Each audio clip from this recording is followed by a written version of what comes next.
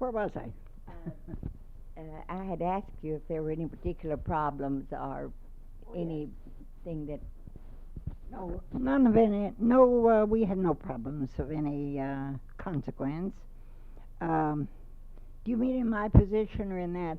I had a woman who was proven to be insane later come down from New York, and she had $100 um,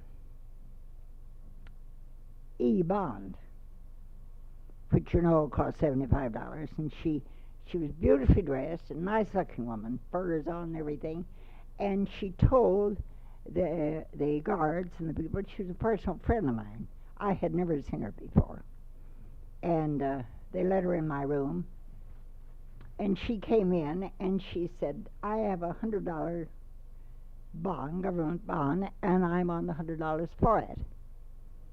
And I said, "Well, let me see it." So she got out of her purse, put it out, and I said, "Yes, it's $100 bond." But I said, "You've only had it 2 months." And I said, "All you get are your 2 months interest on it." She pulled a little pistol out of her purse, and she said, "I'll have the $100 or shoot you." And I said, "Well, you know I have no money in here. This is my office.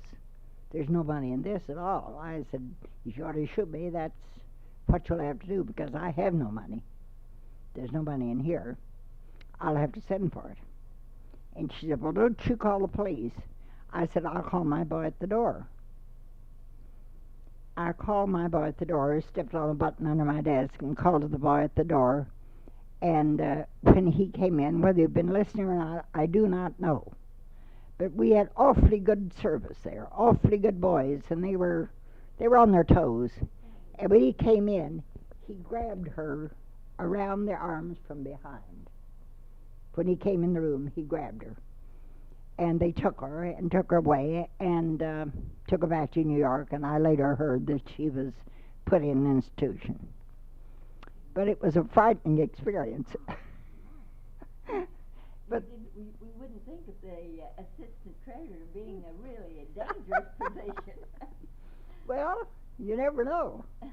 I'd always thought of it as one where it required a great deal of knowledge of finance from the grassroots up. Pardon me. Go ahead, please. Well, what else?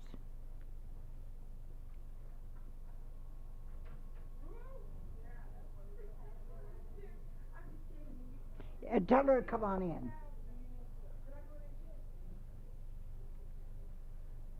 Come on in and clean it up if you want to.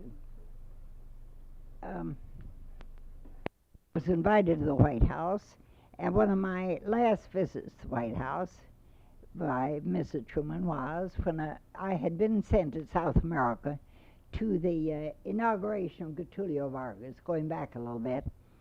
And when the South American delegation came up, she invited me to the ladies' luncheon. So I came, and it was a rainy, foggy day in November. And they went out on the portico to look at the lagoon and the monument and everything. And she said, "Maybelle, don't you want to go out?" And I said, "No, I don't. I'd rather stay inside here because I have a feeling I'm not going to be invited back here too often." And she said, "I have the same feeling," and they never were.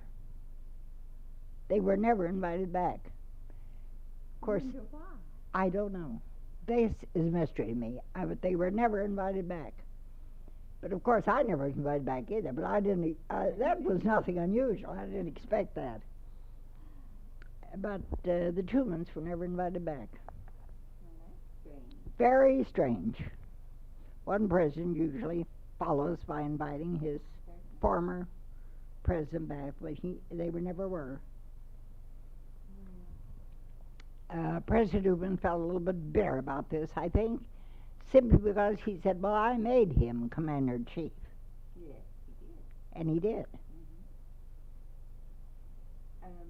Do you think that his command for General MacArthur to withdraw from the Ulo River, do you believe that really affected the outcome of the war in the long run? I'm not sure about this. I've had discussions about this on both sides from some of the boys who were there, some of the men who were in the Second World War, and there were some who admired the audacity, I think, more than anything else, of and swashbuckling of General MacArthur, and there were those who despised him and thought he was a tyrant. So I make no judgment on that because I don't really know. Some people have spoken of his magnetic personality. Did you know him? Well, I don't know. He threw a kiss to Jane, and I sat next to her in the gallery that day.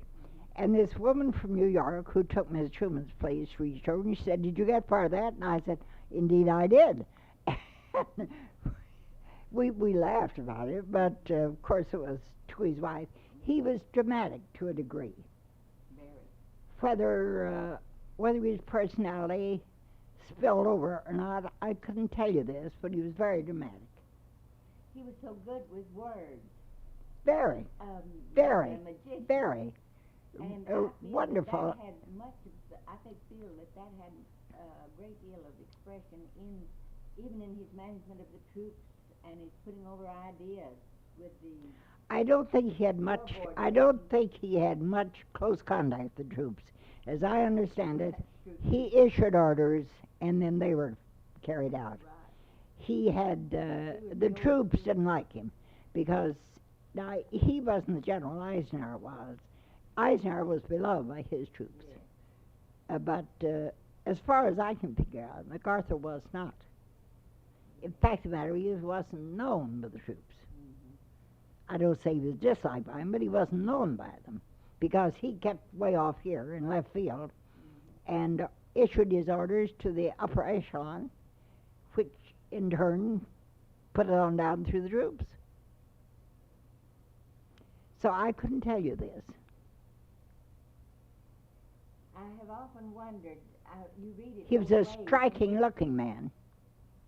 He was tall and, aquiline nose, rather sharp features, and quite a carriage.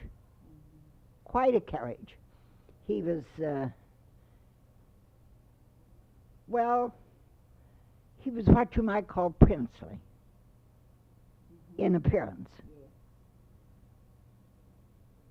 Perhaps he intended to convey that idea. I think he did. I think he did to an nth degree.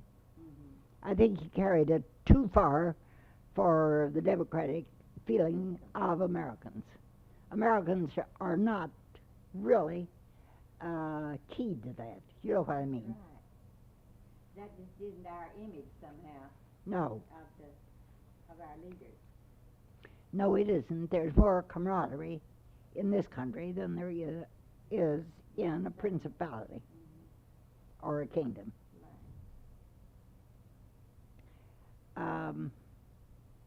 I don't know what else I could tell you of great interest. I listened with great interest to Senator Fulbright.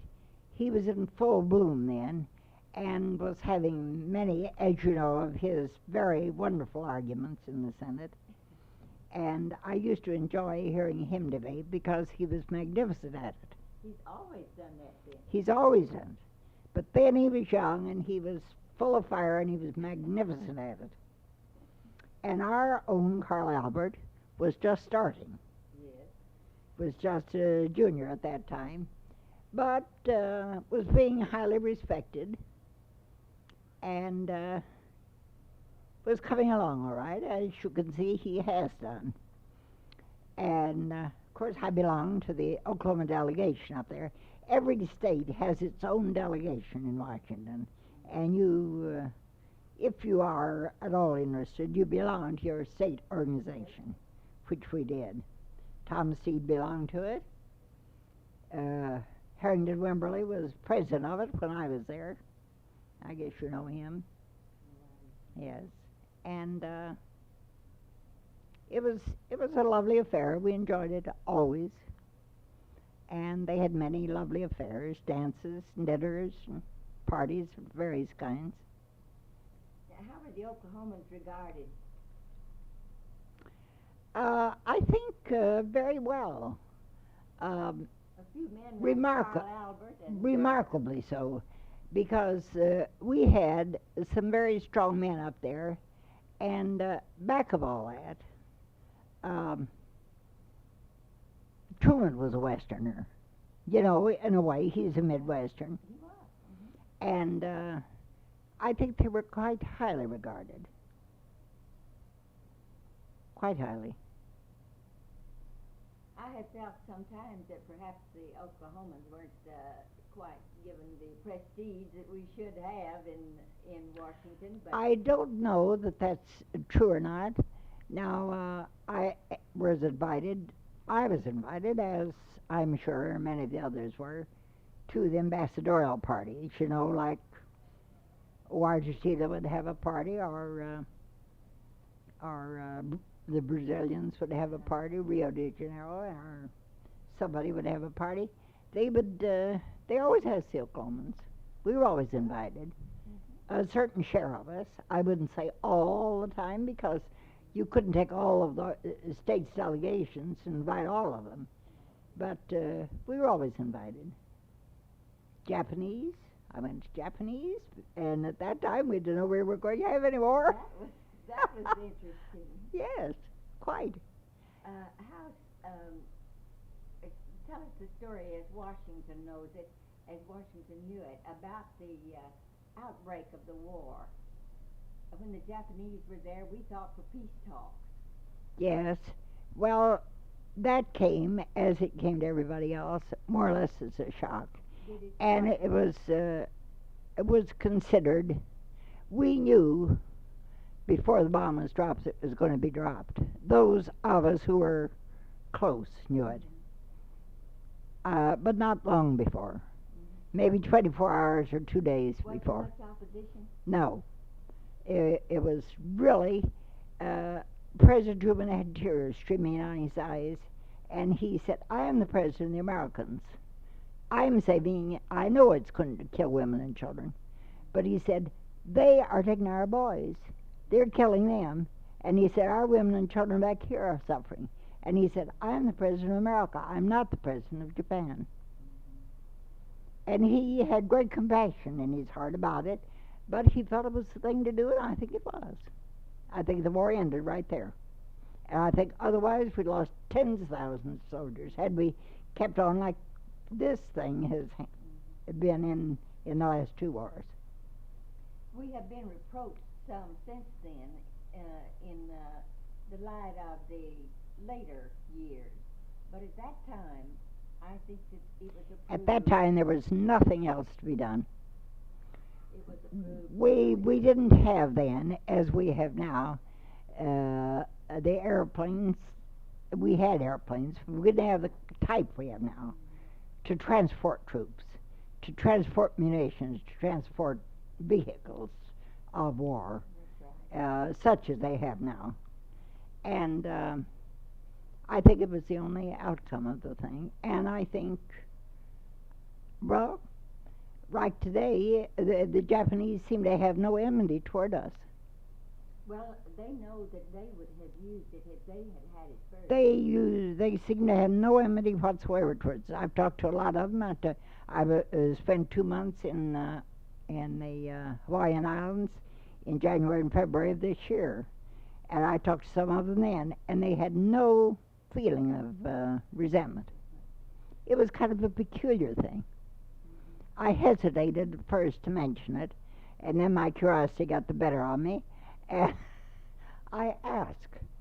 And I said, well, as a conquered nation, you are a conquered nation, how did you feel towards us? What were your feelings? And they said, oh, we couldn't. They would have devastated our land, and we couldn't have gone on. We couldn't have fought them. And they didn't seem to feel any great resentment at all, as far as I could tell. Well, they had been preparing for the war. They'd been preparing for the war, and China had been preparing for a war, and they all knew it. But we hadn't. And they knew what they had done in Pearl Harbor was wrong. They knew that.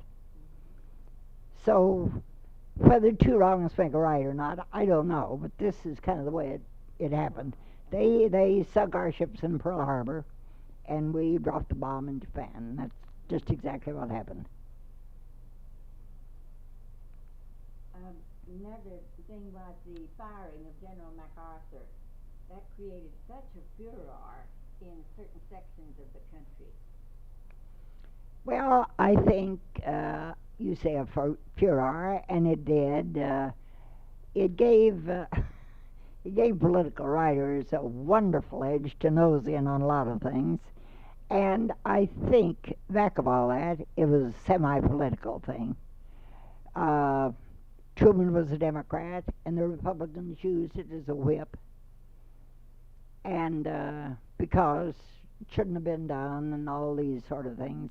And then the newspapers, get a hold of a little thing, and they build it up a lot. But I don't believe, really deep in my heart, that there's any reason he shouldn't have been fired. If you don't obey commands, what are you going to do? And he did disobey commands. And he did leave the country. He went to Manila. Truman was even then working on the same policy that we have today. Exactly. Of containment. Exactly. Of the communists rather than just going in and overrunning. Exactly. All right. Now then, wasn't that really the fundamental thing that he had in mind? Exactly. And MacArthur. It wasn't. We weren't in. MacArthur couldn't stand to not have a. We weren't in for conquering. We didn't want aggrandizement or territories. We wanted to keep it as it was, to let Japan be Japan. And whether they wanted Buddhist or Confucius religion, that was their choice. It wasn't to force communism or anything else on them. No.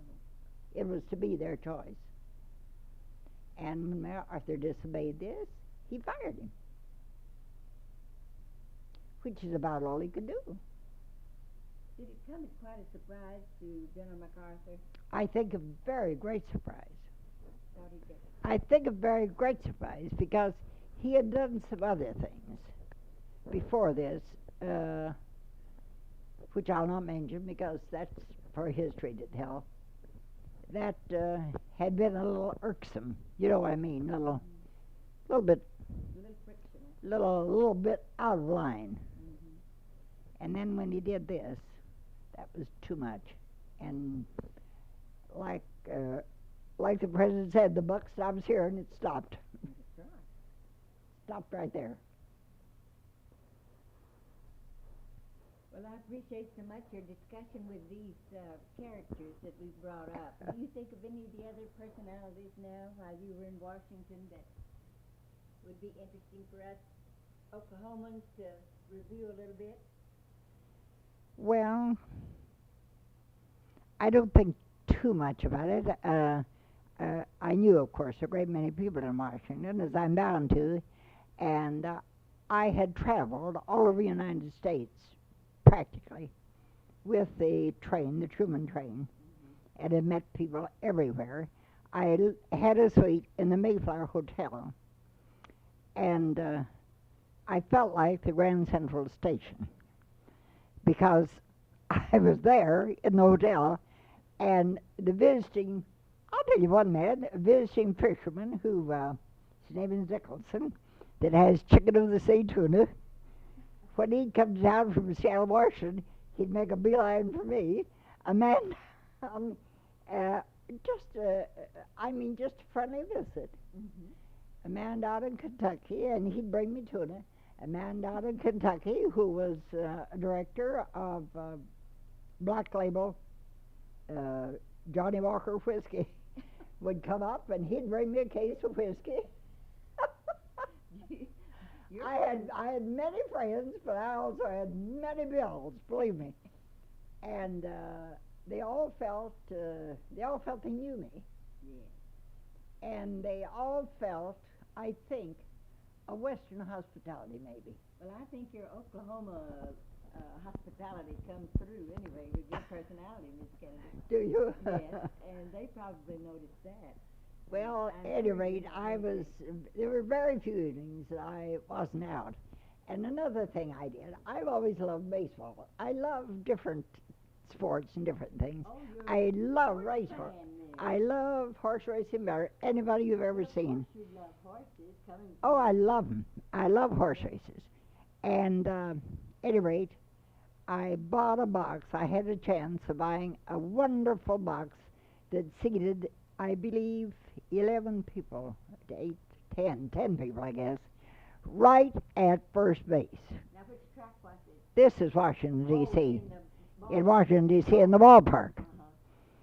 And I never had a better investment in my life than I did in that box.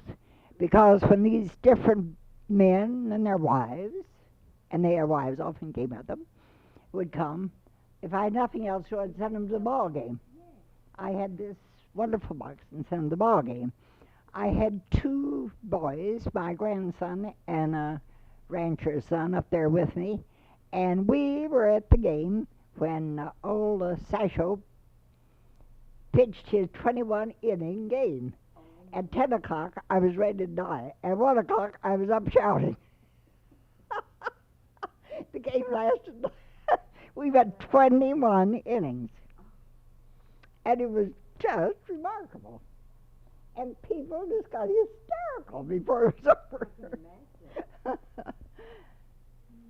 But, And then the horse racing was over at, well, horse racing at Laurel, and, what's the racetrack over there near Baltimore? Well, we went to Laurel Downs, Great Hill. I even went up to New York to some of the races there. I wondered if you went to the New York track. Yes, I did, Belmont. And now that I'm down this far, I go to Little Rock or Hot Springs Hot Springs, and I go out to Raton, New Mexico. and Rudosa. I don't go to Rudosa because it's a little farther on. Yes, it is. I have been to Rudosa, but I make the trek because we make it one day to Raton, and I would say 85 at least, maybe more, of the horses that run there are Oklahoma horses. Really? Nearly all of them are. Bred right here in Oklahoma and run on that track. Oh, I didn't know that. Oh my, yes. You even know the line of breeding, the jet line and all the rest of them. You know them all, and they're all Oklahoma horses. I've been so interested in the fact that that we now have women jockeys. Yes, I've seen a woman jockey ride. The first one I saw was this first girl in Arkansas when she rode down there. I wouldn't recommend it for a girl.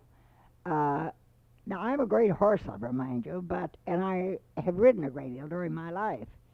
But I wouldn't recommend that for a girl, really. I think it's all right if they want to do it, but it wouldn't be my It's just choice. another field that woman has conquered, I guess. I don't think they've conquered it, and I don't think they ever will. Well, then. I don't think they ever will because you almost have to live with those racehorses. They're very high-bred. They're very sensitive. They're very responsive to the love and the care they get from their jockeys, and their jockeys know their moods, and they are moody. They're high-bred horses, and they are moody. Some days they like to run, some days they don't. Temperamental, just as we are. I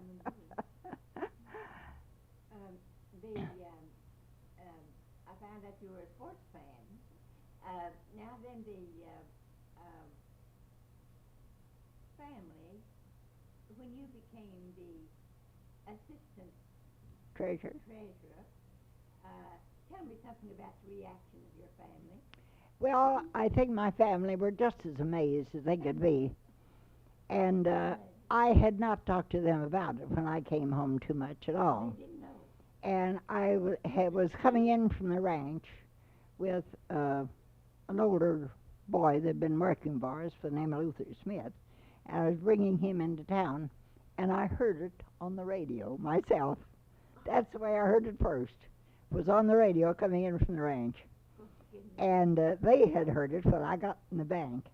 They had heard it down there. And Edmund said, Mother, do you know what's happened? I said, I know one thing that's happened. And they were all a little bit surprised because it wasn't discussed too much, and I didn't really hold out too much hopes on the thing. You know, it was a big step, and I'm got life of man, the biggest step from here to there. But man on the moon. But they were all very pleased over it and came to my swearing in, which was under John Snyder. No grandchildren, just my own children. John Snyder, of course, was the treasurer, or the secretary of treasury, and he swore me in. And Ed Boyle was the assistant. Very affable, very kindly men. Where was the ceremony held? In the Treasury building. They have a room. I think it. Yes, I think it's on the third floor. It's kind of an assembly room, and it is traditional. It's done there, and your paper is handed you, your certificate is handed you, rolled up like you were graduating or something. And I guess I was. Graduating into something. From one step to another, at least. But it was a very pleasant experience. However, I am one of the people that did not want to stay in Washington and be a Washington widow, which there are thousands of. Oh, there are thousands of them up there. And many of the girls and women that I knew and said, oh, you're not going back to Oklahoma. You're not going to do this. And I said, indeed I am. That's my home, and indeed I'm going back to Oklahoma. Why, you can't after living here. They were so amazed that I would come back to Oklahoma. But I've been thoroughly happy. I've loved my life in Oklahoma, and I love it yet. I've always loved it. Well, I'm glad Oklahoma is honoring you tonight. Oh, thank you. Were you surprised when this honor came to you? I was. Had it been whispered around? No, I have been first initiated in '65, I believe. So this is not my night, really. It's the six who are being inducted tonight that will have the big splash. But yes, I was amazed. I was very surprised. I had a man from Tulsa write me, and he said, Maybelle, will you write me a letter and give me the history of your accomplishments? Well, I thought that was a little far-fetched, and I didn't really know what he wanted with them, so I never did write the letter. I didn't. And so then he phoned me, and he said, how long were you treasurer, and who were this, and who was that? And he asked me a lot of questions, and I said, what's this all about? Well, he said, I've always been interested. I've always liked you, and I've always been interested, and I just wanted to know. So when I really got the word, I was surprised. I was quite surprised. Although I was notified before I was inducted, naturally, I think about 3 weeks before I was inducted. Something like that, maybe more. I can't quite tell you. I don't keep time very well. I'm a poor keeper of time. Well, a question that is discussed quite frequently now particularly about you women who have served in these positions in public services and public life. How do you feel about the new attitude toward women's lib, as they call it? Well, I have a peculiar feeling about that. I feel I've always been liberated. And I want to be treated as a lady. I like for a man to seat me in a chair. I like for him to open the door for me. I like to be treated as a lady. And so far as I personally am concerned, nobody's ever stopped me from doing anything I wanted to do. And I think if you have the initiative and the ability, and I probably breaking my arm, patting my back, but I think if you go ahead with your own plans, you will find you're liberated.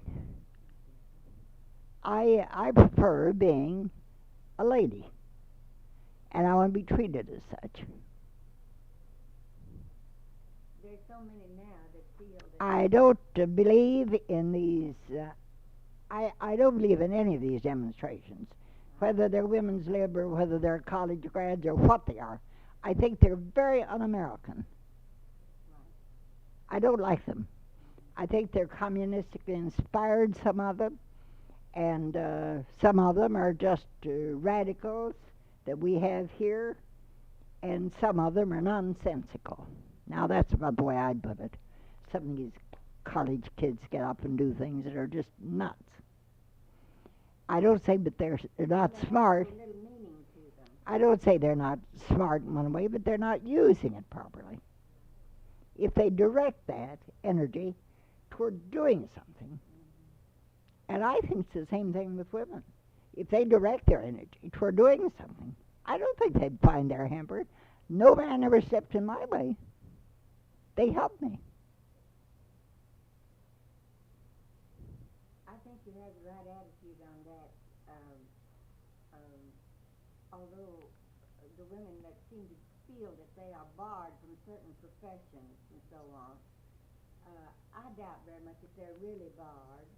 I don't know of one they're barred from. If they want to be a doctor, they can be a doctor. If they want to be a philosopher, they can be a philosopher. If they want to be a teacher, they can be a teacher or a professor, whatever they want to be. I don't know what they want to be that they can't be. They can be elected and are elected to the Senate and to the Congress. If there are people think enough of them to elect them, they're there. Margaret Chase Smith, whom I knew well, was there for many years. Tell us about her. She's a charming woman, perfectly charming and very feminine. Yes. Perfectly charming woman. And yet they say that she swayed quite a bit of influence. She did indeed. In, It isn't that you need to be. just her quality. It isn't that you need to be anything but yourself to do that. That's what I'm saying with all of this eruption we have. I don't believe in it. I'm glad to hear you say that. I think we need more statements of that kind from you people who count. I've had nothing but support and help in anything I tried to do and was willing to do in a political or financial way. And many bankers, after I lost my husband, I will say this, many bankers came to me and they said, Maybelle, can we help you? Is there anything we can do?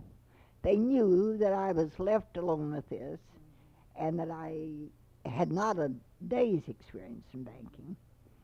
And they were most helpful. And most of them were city bankers who are correspondents of ours, you know, where you correspond with your city banks. And I will say that they were wonderful. And I went for many, many years to national conventions.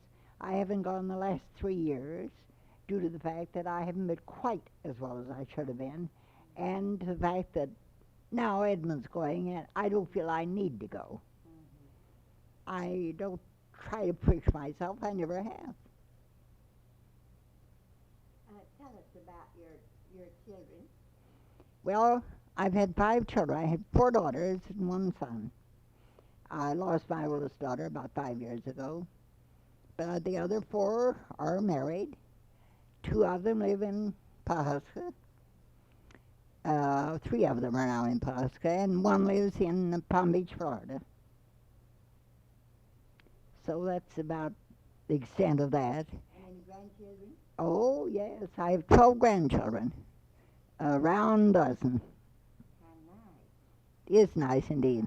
Don't you have some grandmother stories for us? No, I'm not a typical grandmother. You're not. I love them all. I love them all, but I feel it's their children and not mine. Well, And I'm not very much a grandmother, I think.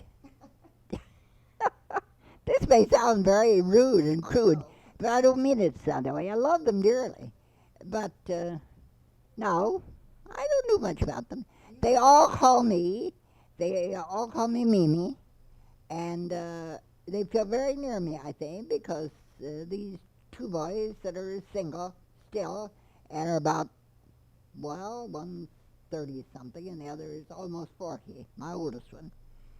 And he lives now in Ireland with his father. His mother is dead. And they call me every so often and they come over. He comes over from Ireland about every 2 years and visits me.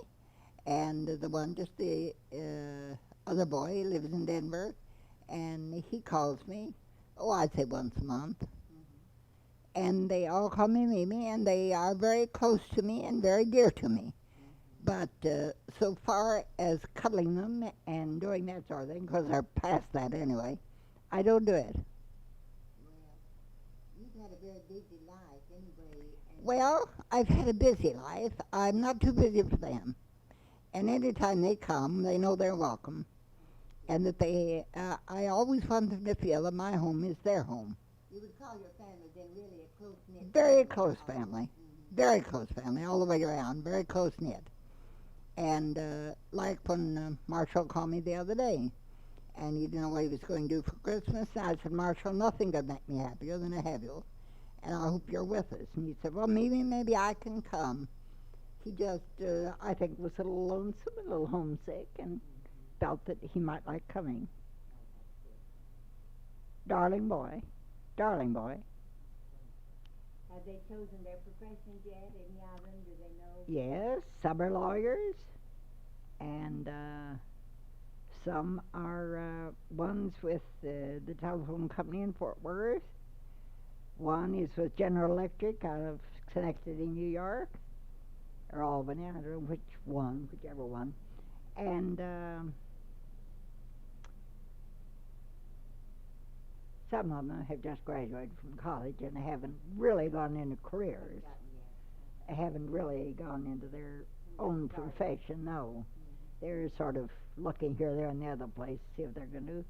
Some are in banks. And in fact, my son's daughters are in banks right here in Oklahoma City. Oh, really? Mm-hmm. Well, they come from a long line. Long line of bankers. And they used to laugh about Claire, who works over here at the Liberty. And they'd say, well, she's a little Maybelle. She's a very bright little thing, kind of perky little person. Good with figures, I guess. Well, evidently. She's getting along very nicely. And I have one granddaughter who's getting married in February. Of course, they're the age that their lives are just unfolding. Yeah. They're not really the age to be settled, you know. I know they're very proud of you and of the record that you have made. Well, I don't know whether they're so proud or not. I think they take me for granted, which I hope they do, and love me as they would their own grandmother, and that's it. I'm their grandmother rather than a personage, as far as they're concerned. I think that. You're that first, and then... Yes, whatever I am, why, that comes later.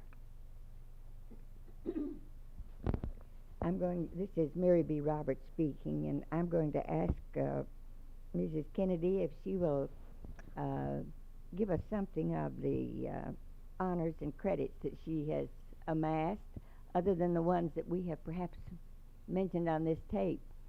I'm going to ask her to not be too modest about this, and if she will tell us some of the other things that she has gathered along the way. I can't really tell you what these are. The National Committee Woman, the Assistant Treasurer, the Presidential Appointee. I must not leave that out. And I am a member of the Historical Society of our own county as well as the state. And the Hall of Fame and the Cowboy Hall of Fame. I'm that, have been since its inspiration out here. I was one of the first members of that.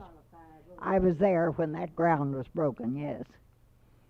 And, well, I don't know. I can't think of too many things. Director, should I say board of directors? Chairman of the board of directors of our little bank, of which I'm very proud. And, Do you do any club work, or do you have any interest? not too Do much. you have time for it? Not too much. I don't really have time for much of that. My time seems to go. I don't know what happens to it. Well, I can imagine. The days are all too short. And I stay busy all the time, but I can't tell you that I accomplish too much. Well, unless you think of some other story now, or something that you would like particularly to put on the tape. The one thing I'd like to put on the tape.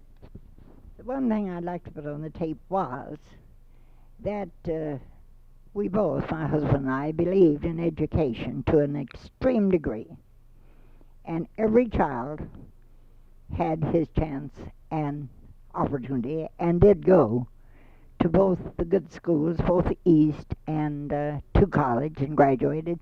And one child we sent to England for 2 years. She went to a school in England called Rodine, which is off the White Chalks of Dover near Brighton. And it's a school where the English girls, when they're born, are entered. But because, at birth, but because they want to make it international, there were 2 American girls when my child was there, my oldest daughter, and that was Bach's daughter and mine, and ours. And there were some French girls there, there was some Spanish girls there, and things of that kind, which Rodine wanted. And I must say that she came out of that school with the best vocabulary of any member of my family. Her vocabulary was expressive and meaningful to an extreme degree. We don't seem to use our words as well as they do. The dictionary is full of them. The dictionary is full of them, and we know them when we hear them, but we don't use them. And especially, I think it's true out here. I noticed when I went back east that I myself was using words that I knew perfectly all right, that I don't ordinarily use at home. Well, I've noticed that in my teaching. Have you? That with some crowds, I use one vocabulary, and with another group, I use another. Yes. Well, I find that's very true. And I also found that she came back with a different accent a little bit, not a deep English accent, but one very charming, a very charming accent. And she never entirely lost it. It was a thoroughly natural thing with her because she was there during the formative period of 14 to 16. And it came it was just that way, and even though she was with us. And she used to use expressions like the English use, "Oh, it's a bloody shame," or "he has his wind up," or something like this, or somebody got mad, you know. And it was most unusual. I mean, it was different. Some of those are very expressive, though. Very expressive. And I think she, out of all of them, she eventually went to Wellesley and graduated, but she came back after her 2 years there and went to Barstow in Kansas City. And some of the other girls went to the French convent in Kansas City. And I had one daughter, Patricia, who is a natural linguist. She took 9 years of French in 1 year. Can you imagine this? Coming from the Osage. But she is today. It is. She was very wonderful, and she is today a very wonderful linguist. And they took a house this summer in the south of Spain at Marbella. And it didn't come hard for her at all to flash into Spanish. because her French was so. If you have a Latin background, of course, and I think it's too bad we don't teach Latin in our high schools. Of course, I had Latin in my yes, very different, than we do now. And I think it's too bad because I think it gives us the roots. And I know I can pick up a paper in Mexico and I can tell what it is. I can tell what the meaning of it is. I can read it, but I don't speak it. And then my son was sent to Russia on this agricultural tour one year. And I think there must be somewhere in the family this little touch of linguistic ability. He sent to New York and got records, and what are those records? They're at Radio Center. He got the records, and then he got a Russian dictionary. And by the time he studied that 2 months, he was really qualified to go to Russia. And I went down one cold evening, we just live in the same block, for dinner, and I had a scarf tied around my head. And he opened the door and he said, "Good evening, Babushka." I said, "But I'm not Babushka." He said, "Oh, yes, you are." I said, "I am not." He said, "Mother, do you know what a babushka is?" And I said, "Yes, it's a peasant woman, and I refuse to be one." And he laughed and he said, "You're right, but it's also grandmother." I didn't know it either. It was very funny. I don't think of too much else to tell you about my life here any more than I'm just as happy as I can be to be an Oklahoman. Well, that's wonderful. You seem to have so much vitality and vivacity. I'm going to ask you, where do you intend to go from here? You seem to still be so active. Well, I have been debating the winter, and if we have this shortage of fuel, which we have, I'm going to seek a warm climate. Whether it'll be Mexico, whether it'll be the south of Spain, whether it'll be back to Honolulu or where, I'm going somewhere. But I've been to Europe 7 or 8 times myself, and I went over alone once and spent 7 months. So I'm no stranger to traveling. I've been all over in most of the countries of Europe. And then I went to South America, on this trip of the president's. And that was my only trip to South America, was when he sent me down there. And did you feel that you accomplished what he wanted you to when you went to? I hope we did. We were a delegation of 13. And I was the only woman on the delegation. Nelson Rockefeller, I think, headed the delegation probably. Although his purpose was really just it was goodwill. And Mr. Simmons was the head of protocol who went with us. We had some writers. We had one priest. And Bert Hickenlooper, our senator, Republican senator from, where's he from? Iowa, I think. And a very charming man. In fact, and Mr. McGagey out of Chicago. I can't think of all of them right now. But it was a very delightful trip. Very delightful. And they were very pleased with us. And they seemed to be very pleased I came. And the women of the embassy and the attaché's wives who were there, they were marvelous to me. Marvelous in every way. Our ambassador at that time was Victor Johnson, who was an old bachelor. His mother was his hostess, and she was 82, so she didn't, when we exchanged parties, which we did for President Getulio, I acted in the place of hostess. So it was all an interesting trip and a very worthwhile trip, I feel. It was wonderful. We went down the President's plane, and always when there is a party of prominence, diplomatic prominence, there is a destroyer. Did you know that? In the harbor. So we went. I didn't know this either. It was all a new thing to me entirely. That's protocol. That's protocol. There's something there in case anything would erupt. And so we went to this destroyer and had luncheon. And then when they gave the party back, the commander, or they called him commander, of course he was the captain of the thing, was seated there. He came in and did the honors and was at our table for the luncheon that was given. The Papal Nuncio gave a very elaborate, big luncheon.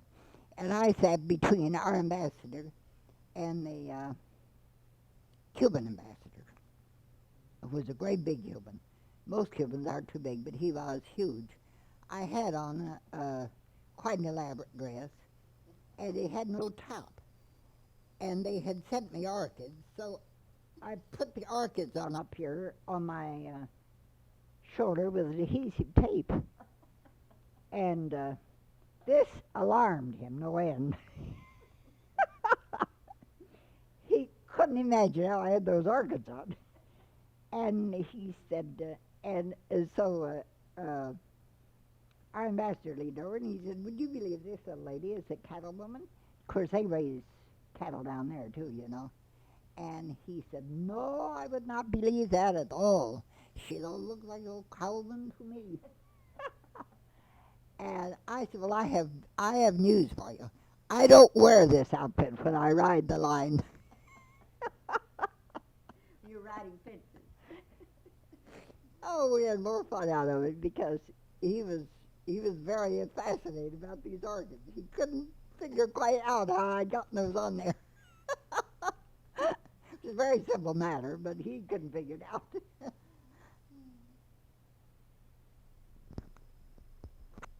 Well, we appreciate so much this interview with you, Miss Kennedy, and appreciate your giving us the time that you have. I know it's going to be a wonderful addition to our tapes, and thank you again. And this is Mary B. Roberts signing off, and good afternoon, Mrs. Kennedy. Bye-bye to all of you. Thank you.